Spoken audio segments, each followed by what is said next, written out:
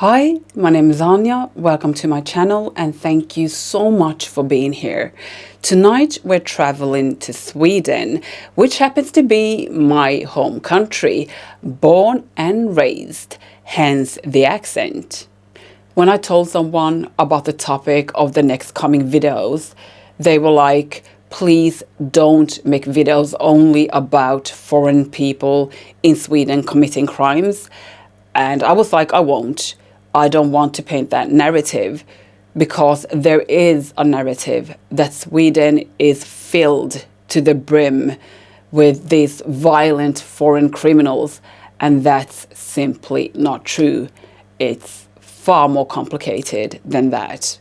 Before we get into why we're here, I want to give you some statistics. Sweden has a population of 10.5 million and the capital is Stockholm. 14% of the total population are foreign-born, so born outside of Sweden, foreigners, refugees and immigrants. Just over 30% have a parent born outside of Sweden, the most common foreign ancestry being Finnish. I'll talk about crimes committed by all of these groups. Swedes with both parents from Sweden and the other groups. Murder is punishable by imprisonment for 10 years to life. Life is extremely rare. Manslaughter is imprisonment for a minimum of 6 and a maximum of 10 years. Today we're talking about 1 out of 4 brutal murder cases in Sweden, what happened and the consequences of those actions.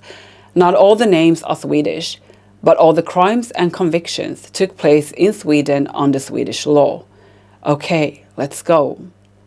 In this horrendous crime, we're traveling to Jönköping. Bobby Aikea was born in Jönköping in March of 1995 to 19-year-old Nina Aikea. Bobby was born with Fragile X syndrome. The syndrome is a genetic condition that causes a range of problems, including learning disabilities and cognitive impairment.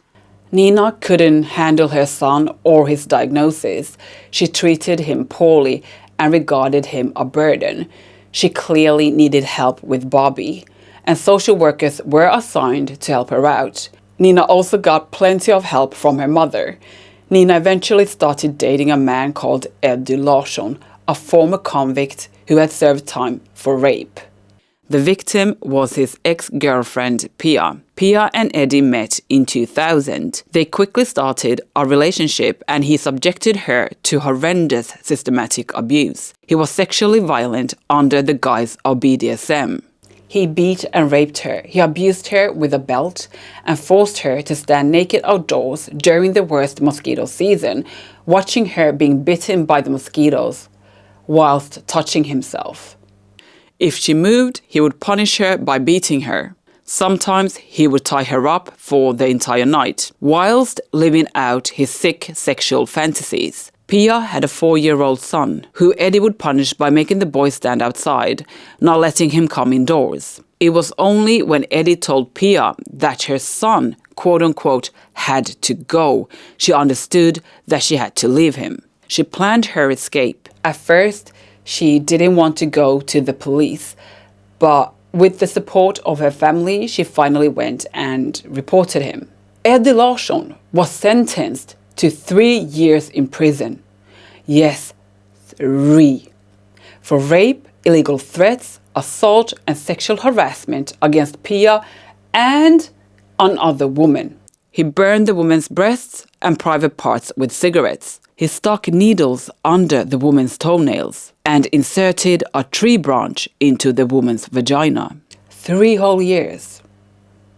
Only a couple of years after getting out of prison, Eddie met Bobby's mom Nina in 2005. Eddie told Nina that he wanted them to move to his house in the countryside. He lied that it had all the modern amenities. They would raise animals and live a quiet, happy life.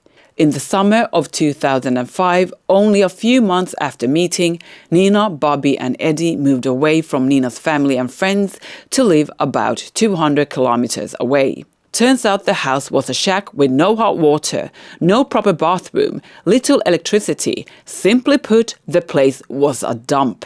However, they did have animals. They had chickens and sheep. Bobby loved being with the animals. At his new school, he liked to go swimming and playing with his friends. The Swedish newspaper Aftonbladet reports that he sometimes slept in the hen house to escape the violence at home. In autumn of the same year, when Bobby was 10 years old, the couple began their month-long torture of Bobby. They tortured him in the worst ways possible, so if you don't want to hear the details, please skip ahead. I'll put timestamps in the video. It started off with slaps and mild punishments, but soon turned into something utterly diabolical. One day, when Eddie was annoyed with Bobby, he pushed Bobby's face into his plate, containing ravioli and cat food. They would beat him and slap him around. They would beat his genitalia with wooden sticks, burn him with cigarettes. They would force him to drink hard liquor through a funnel. They would often tie him to a chair naked. On one occasion, he was tied naked to a chair, and Eddie took a vacuum cleaner, put the hose around Bobby's penis, and turned it on for about 5 minutes. After that violation, Bobby bled from his penis for 4 days. They forced him out in the cold, sometimes lying naked in the snow, shoveling snow over him. One time, Bobby urinated on himself in his chair, and Eddie took Bobby's face, rubbed it violently on the chair, and duct taped his head to the chair for about 15 minutes. Bobby got a nosebleed after that. Bobby didn't cry during the torture. He would only express pain through his facial expressions. He had cried in the beginning when this all began, but Eddie told him not to, and this brave little boy did something most of us could never do, and he didn't cry. At least he didn't give Eddie that fucking pleasure. In December, the gruesome couple realized they couldn't hide Bobby's torture anymore due to the physical injuries he'd suffered, and reported to the school that Bobby would be absent for some time. Now they tortured him every day for a month. On 2 occasions, Nina and Eddie carried Bobby naked and tied to a chair out to the sheepfold. There they brought electricity from the fence to the boy's hands and feet, shocking him. But they didn't stop there. They also gave him electric shocks to his genitals. There was an incident when Bobby was being tortured and he defecated himself. And Eddie took the dirty underwear, taped it onto Bobby's face, and forced him to wear it for 2 days. Eddie will later tell the police, quote, "That's what you do to dogs," end quote. Maybe you do, Eddie. The torture would end in January, after a month of being tormented every day. Nina, Eddie and Bobby were outside in the yard. It was the middle of the winter and it was snowing. Bobby was naked and Eddie was going to punish Bobby for something yet again. Nina said to the police, "I was drunk. I don't remember why he was outside or how the clothes came off, but he was told to lie down in the snow on his back." Then Eddie shoveled snow on Bobby, so the whole body was covered except the head. After a while, Bobby dug himself out of the snow, but Eddie pushed him down again and told him to lie still. Bobby said he needed to pee. They allowed him to get up and pee, but nothing came out. Eddie got angry and called Bobby a liar. Nina straddled her son to keep him down, and Eddie placed his foot on Bobby's chest and pressed him down in the snow even more. After a while, they decided to go inside, but Bobby's legs wouldn't carry him, so they dragged him inside. They put Bobby on a chair by the wooden stove. He tried to get up, but Eddie ordered Nina to hold Bobby down while he took out duct tape and taped Bobby's legs, arms and head to the chair. Later that night, they cut the tape off, carried Bobby up to his room and put him in his bed. Then they went downstairs to eat dinner. When Eddie went back to Bobby's room, Bobby was lifeless. He was dead. Nina kept on drinking whiskey to keep herself calm, and then she went to bed. Quote, "I fell asleep quite quickly," end quote. The next morning, the couple put the body in a bag. However, they had no idea what to do with it. They didn't want to get caught, so going to the police was absolutely not an option.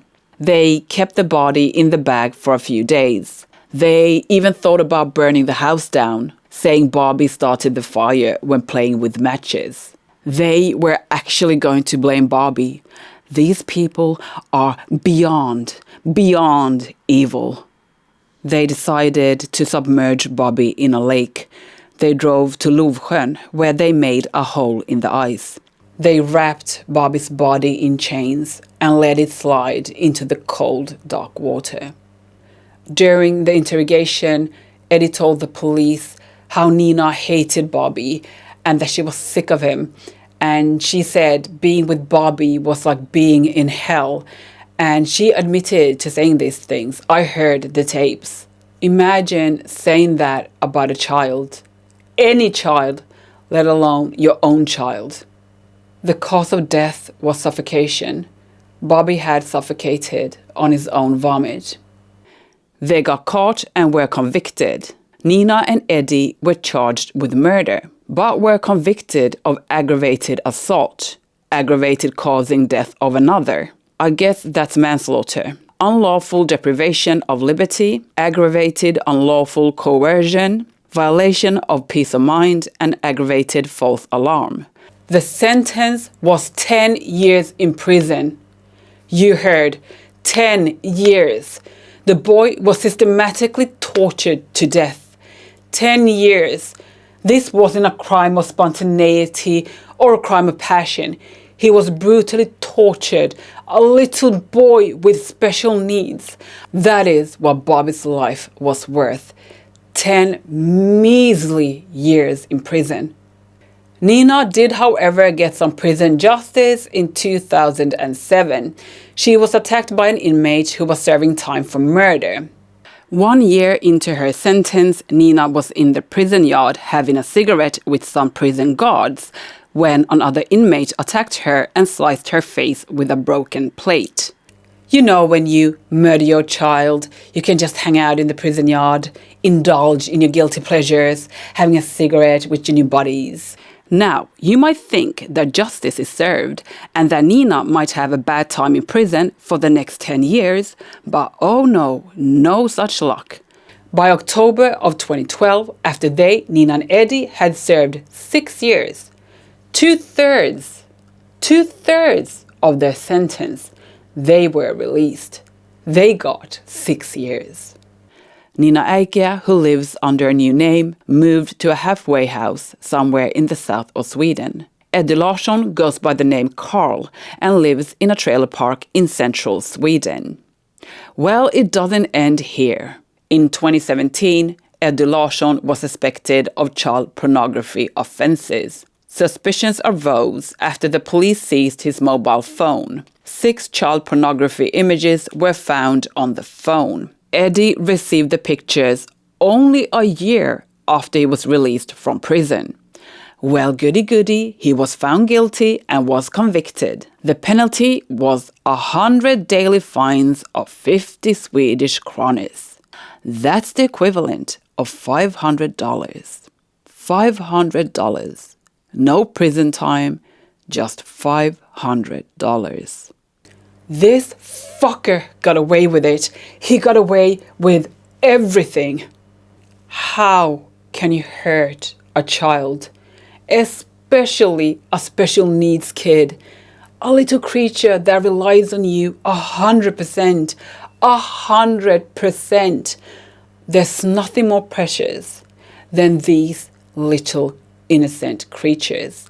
And we have couples fighting to conceive. We have gay and straight people, single people, going through the most rigorous shit in the hopes of getting pregnant or adopting. It takes up to 5 years in Sweden for loving people to be able to adopt a child. And this pig just spread her legs and was called a mother. And she let a man, a fucking random man, torture her baby to death. And it is a baby. I don't give a fuck how old you are. The day you become a parent, they are your babies for life. I don't understand this story. I don't fucking understand it. It feels so bad that a woman did this. It feels so fucking bad. 10 years. I wouldn't treat a fucking fly that way. How dare she? Fucking beast. Believe it or not, Nina had more children in 2017. What happened to those children, I don't know.